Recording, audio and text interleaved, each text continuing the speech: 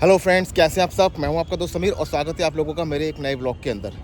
दोस्तों, जैसे कि आप सब लोगों को पता है कि मैं काफ़ी लंबे समय से उम्रा करने गया हुआ था और अभी हाल फिलहाल में ही मैं उम्रा से वापसी आया हूं और अल्हम्दुलिल्लाह मेरा जो उम्रे का ट्रैवल था, उम्रे का जो सफ़र था, बहुत ही बढ़िया रहा। मैं आपको बता नहीं सकता कितना अच्छा एक्सपीरियंस मेरा रहा। और बहुत सारे लोगों ने मुझे कमेंट किया था कि आपने कैसे उम्रा किया, किस तरीके से उम्रा किया, तो मैं सब आपको बताने वाला हूँ। तो वीडियो स्टार्ट करने से पहले मेरी आप लोगों से गुजारिश है, अगर आप लोग मेरे चैनल राह सफ़र पे नए हैं तो बराए करम चैनल को सब्सक्राइब ज़रूर करें।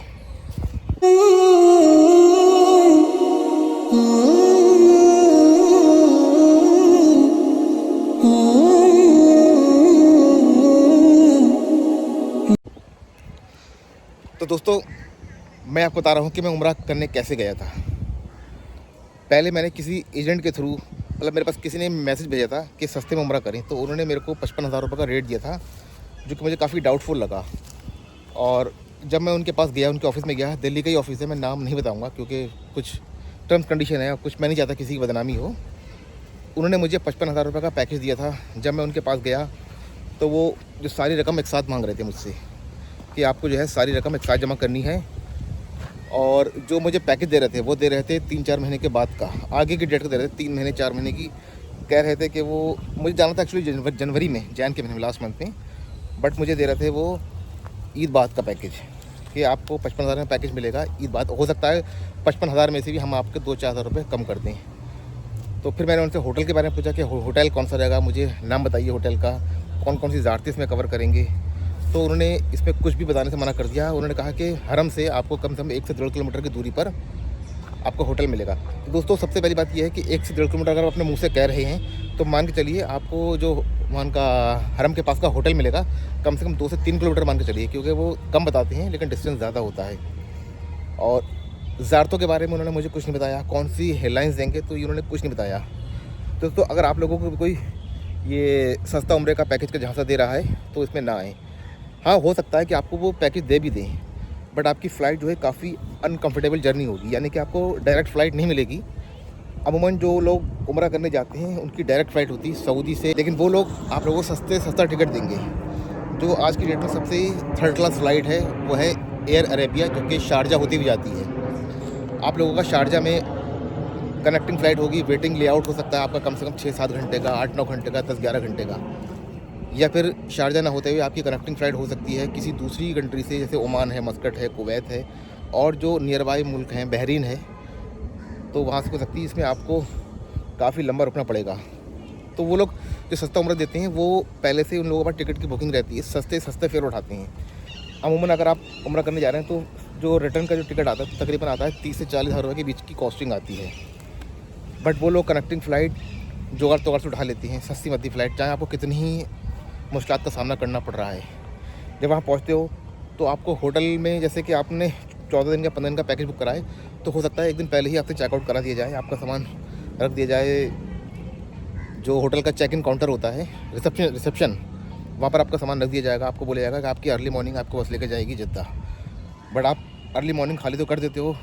होता क्या है कि आपकी बस जो है शाम को ना लेते हुए आपको आएगी, दोपहर बाद लेने आएगी या शाम को लेने आए।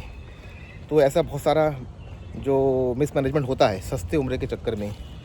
और कभी कभी क्या होता है, वो पैसे ही डूब जाते हैं। जो आपने उसको अमाउंट दिया है वो कहते हैं कि आपका अप्रूवल नहीं मिला, आपका वीज़ा नहीं मिला, या हमारी जो फ़्लाइट हमने बुक करी कैंसिल हो गई। वो 3-4 महीने पहले से आपका एडवांस ले लेंगे, 50-55 हज़ार रुपये, और वो लोग उस पैसे को रोटेट करते हैं अपनी मार्केट के अंदर, अपने पैसे को घुमाएंगे। अगर उनका तुक्का फिट हो गया सस्ते उम्रे का तो आपको भेज देंगे, अगर नहीं फिट हुआ तो आपको 55,000 या 50,000 जो भी आपने एडवांस दिया है तो उसमें से थोड़ा बहुत काट लेंगे। वो पैसा कट करने के बाद आपको दे देंगे, या हो सकता है कि पूरा भी पैसा वापस कर दें। तो उसमें सस्ते उम्र के चक्कर में परेशानी ही परेशानी है। आप चक्कर में ना पड़ें। जो बेस्ट उम्रा है वो कम से कम होता है 70 से 80 हज़ार रुपये का, वही पैकेज आप बुक करें। Deluxe package, semi deluxe package या बजट पैकेज भी आज की डेट में 70 से 75 हज़ार रुपये का आ रहा है। उसमें आपको जो है होटल नियर बाय मिलेगा और सारी ज़ारतें कराएंगे, और फ़्लाइट भी आपको डायरेक्ट मिलेगी। सऊदी एयरलाइंस की फ़्लाइट डायरेक्ट मिलेगी या फ्लाइन एस की मिल सकती है। ये जो भी अरबी जैसे कि एयर इंडिया की फ़्लाइट डायरेक्ट जाती है, तो ये सारी फ़्लाइटें आपको डायरेक्ट मिल सकती हैं। इंडिगो की फ़्लाइट डायरेक्ट जाती है इंडिया से, तो डायरेक्ट फ़्लाइट ही प्रेफर करें। अगर पैकेज ले रहे हैं तो अच्छा वाला पैकेज लें, सस्ते उम्र के चक्कर में ना पड़ें। क्योंकि 50 हज़ार में उम्रा कैसे करा सकता है आदमी, आप इसको सोचिए। क्योंकि 10-11 हज़ार रुपये का उम्रे का ई वीज़ा आता है, 11 हज़ार रुपये के आसपास का। और 30 से 40 हज़ार रुपये का टिकट मान लें तो 50 हज़ार तो आपके वैसे ही हो गए। फिर होटल की बुकिंग है, फिर आप लोगों का खाने का बंदोबस्त है, लॉन्ड्री है, ज़ारते हैं, तो नहीं पड़ता पाएगा। बस वो लोग स्कैम में उनको पैसे की ज़रूरत होती है तो मार्केट में एक स्कैम चलाते हैं कि 50 हज़ार में उम्रा कीजिए, 40 हज़ार में उम्रा कीजिए, आपका पैसा ले लेंगे। बाद में 2-3 महीने पैसा यूज़ करने के बाद आपको पैसा वापस कर देंगे। कहेंगे अप्रूवल नहीं मिल पाया, फ़्लाइट कैंसिल हो गई। हमारे पास दूसरा पैकेज है, परसों की फ़्लाइट है, 5 दिन बाद की फ़्लाइट है, 70 हज़ार का पैकेज पड़ेगा, 68 हज़ार का पड़ेगा। तो उसमें आपको काफ़ी नुकसान उठाना पड़ सकता है। मेरे साथ भी यही होने जा रहा था, लेकिन मैंने अपनी अकल का इस्तेमाल किया क्योंकि मुझे मालूम था मैं सब जगहों से वाकिफ़ हूँ। वहाँ पर मैंने अपना खुद का वीज़ा निकाला, नेहरू प्लेस गया अपने वीएफएस सेंटर में, जो कि मुझे मल्टीपल एंट्री वीज़ा मिला है 1 साल के लिए। वीज़ा की जो ड्यूरेशन है वो 90 डेज़ की है। 90 डेज़ में 90 डेज़ को 90 दिन को मैं 1 साल तक यूज़ कर सकता हूँ कैसे भी।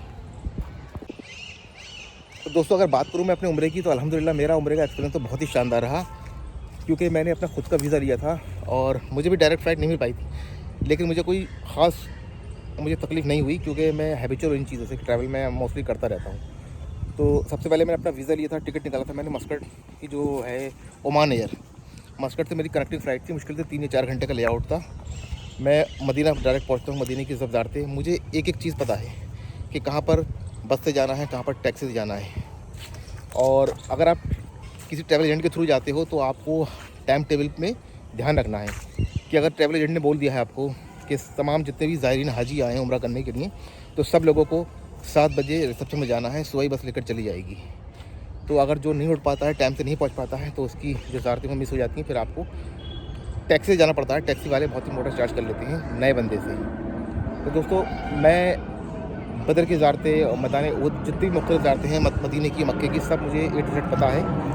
तो मैं अपने हिसाब से अपने ट्रैवल को, अपने आइटनरी को बना रहा था कि मुझे कैसे जाना है, पहले दिन कहाँ स्टे करना है, दूसरे दिन मुझे कहाँ जाना है, तीसरे दिन कहाँ जाना है, कब मुझे मिकात आराम चेंज करनी है और मक्के पे मुझे कहाँ स्टे करना है। क्योंकि होटलों के बारे में मुझे सब A to Z जानकारी पता है। अगर आप फुल एंजॉय करना चाहते हैं, उम्रे अच्छे से करना चाहते हैं, दिल खोल के करना चाहते हैं, और आप खुद से भी जा सकते हैं। मैं आपको बताने वाला हूँ अभी, रुकिए।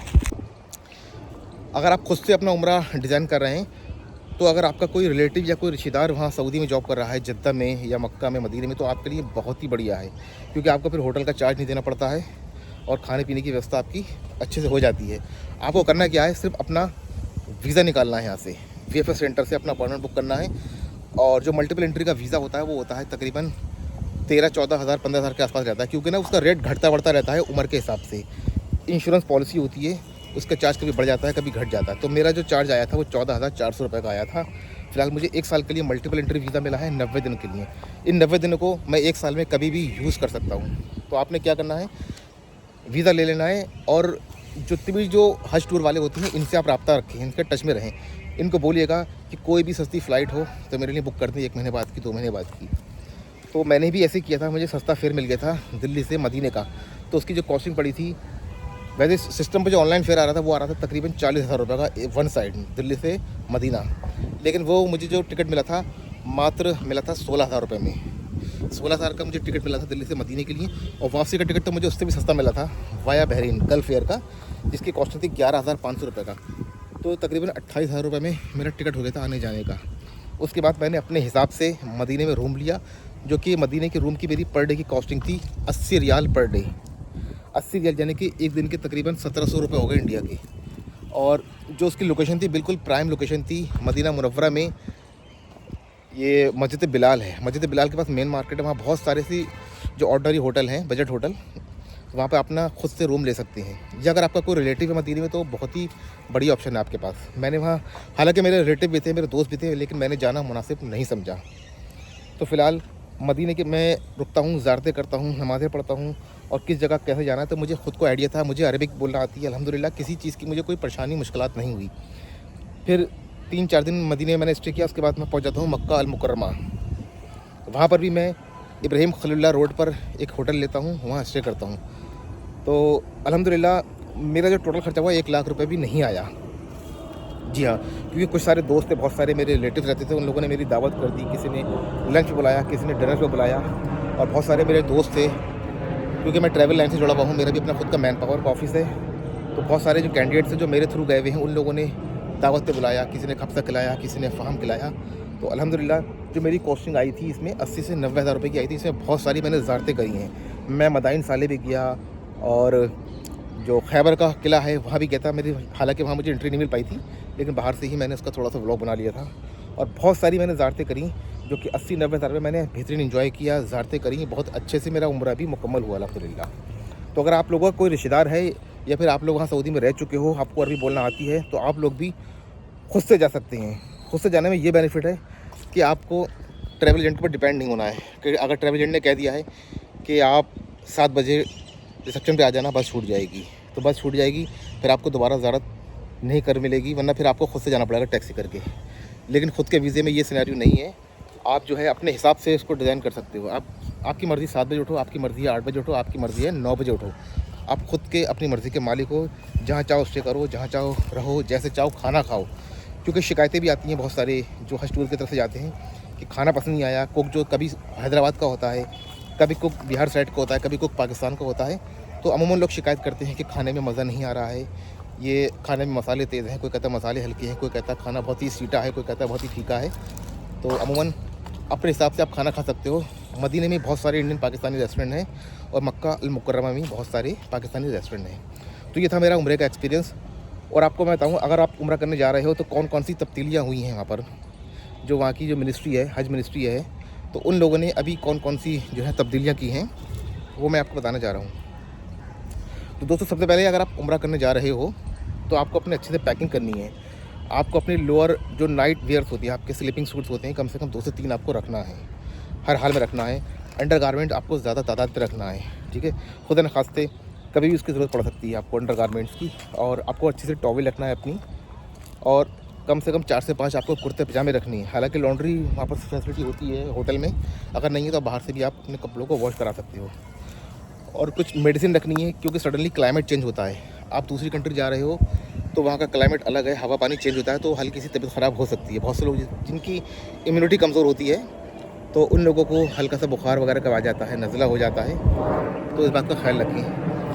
अपने साथ में एक फर्स्ट एड बॉक्स रखें, उसके अंदर कुछ पेन किलर, एंटीबायोटिक, कुछ थोड़ी सी टेबलेट रखें, ज़्यादा तादाद में ना रखें दवा।